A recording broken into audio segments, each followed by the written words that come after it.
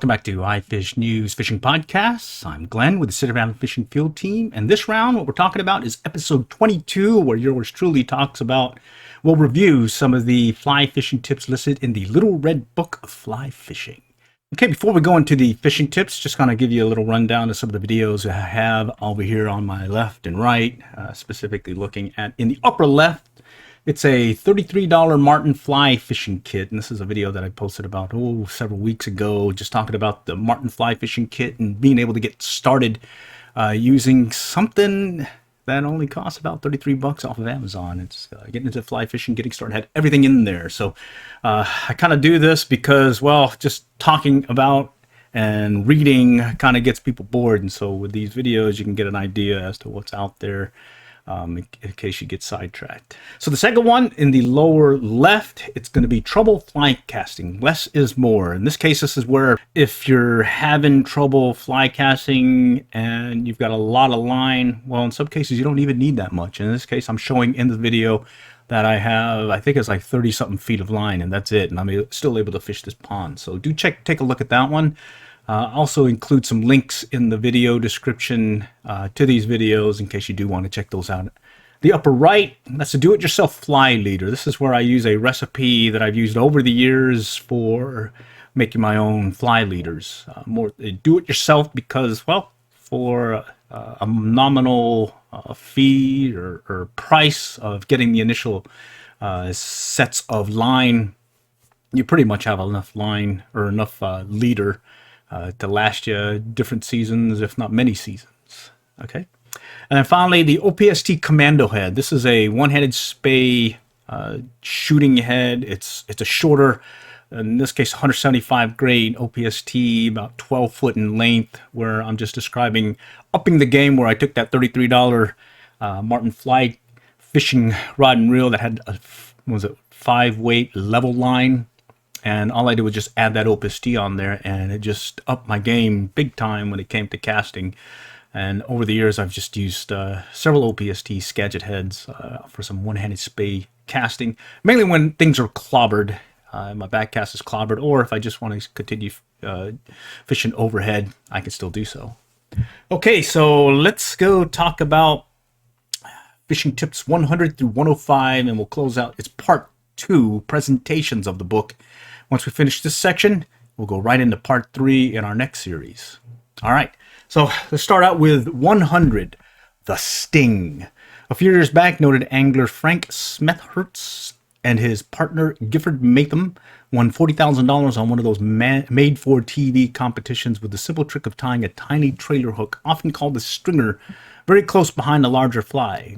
Trout striking short on what turned out to be a difficult day of catching. The string was virtually concealed by the main fly. When spooky trout nipped at the back of the fly, they got a hook in the lip, and our intrepid anglers went home with a big payoff. So it's basically taking the concept of a stinger hook that you would, let's say, bass fishing as well. Well, same thing holds true in this case. The suggested tip is the sting and that little stinger hook. And so I was thinking about maybe that might work also, especially when I'm fishing the local tail race over there at Denison Dam.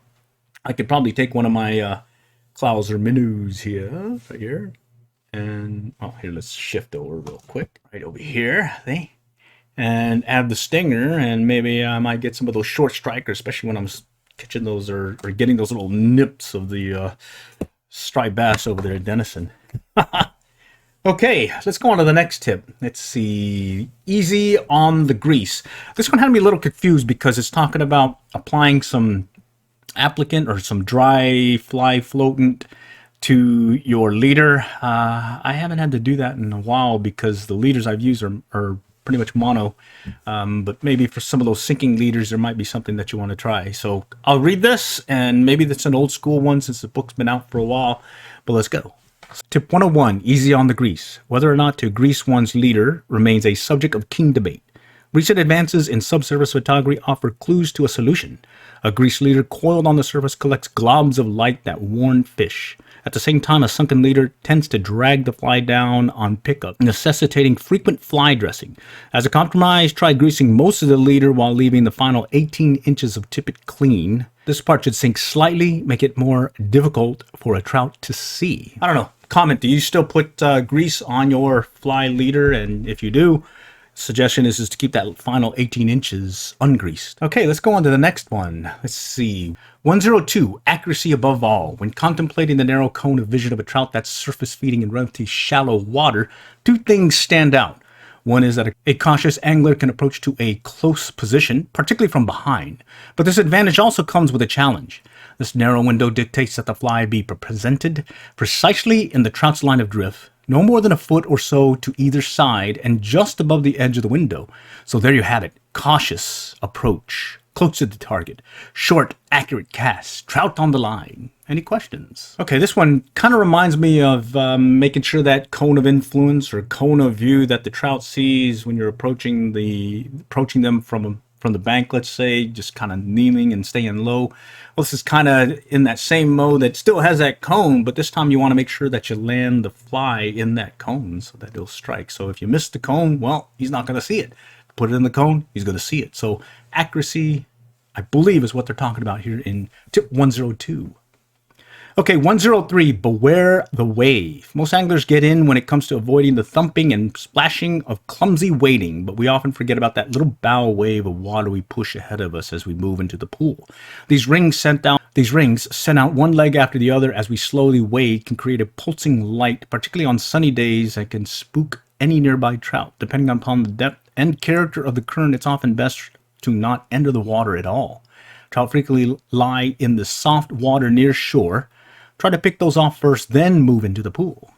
Okay, that makes sense. Okay, so I understand the clumsy wading and splashing about, and I do recall when I'm pushing through, kind of shuffling that wave or that little bow piece going in, I'm still getting spooked. So good to know that, yeah, we need to keep that in mind when it comes to the light that's also pulsing from that wading or that bow wave.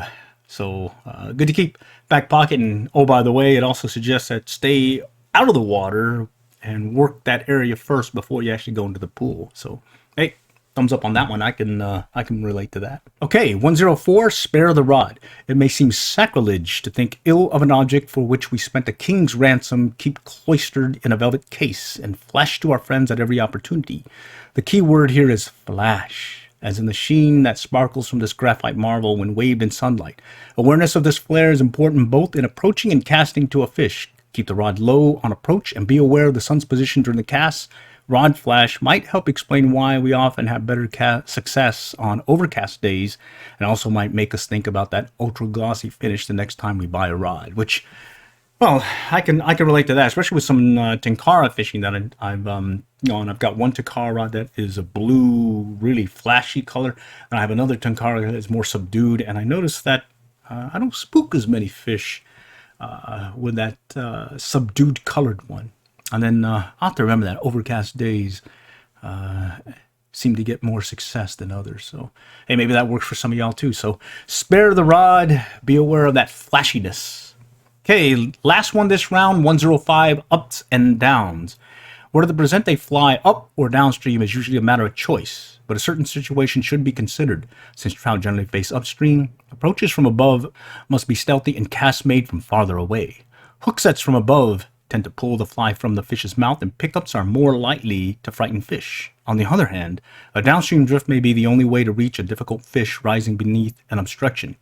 A plus is that fly becomes the first object that appears in the fish's window, a major advantage when addressing leader-shy fish.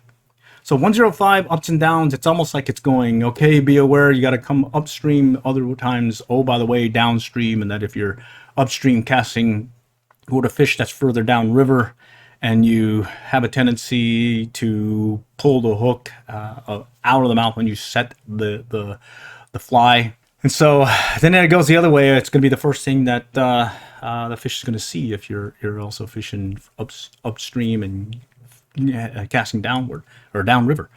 So it's more like keep that in mind. So sometimes you got to go upstream, sometimes you got to go downstream. Just keep that in mind is more what I'm getting away from this versus actually saying you always have to go upstream, you always have to go downstream. So, okay, I'll keep that in mind. All right, so we'll close out this round. Just a little brief snippet about the next round is going to be part 3. So part 1, part 2, part 3. Part 2 is about presentations. Part 3 is about reading water. I forget what part 1 was about. But hey, upcoming for part 1, or correction, part 3 is going to be Tip 106, Fish-like changes. Tip 107, Depressing Advice. Tip 108, The Shadow Knows. And Tip 109, Watch for the Flash. Okay, all right. All for now. I hope this was helpful, and we'll plan to do more of these over the course of a few months here. And then if you do want to check out some of the other podcasts or video podcasts of the ifishnews Fishing Podcast, I'll put a link to the site that we have it posted. I think it's just ifishnews.com. Anyways, all for now. Till next time, we'll catch y'all later. Good luck and good fishing.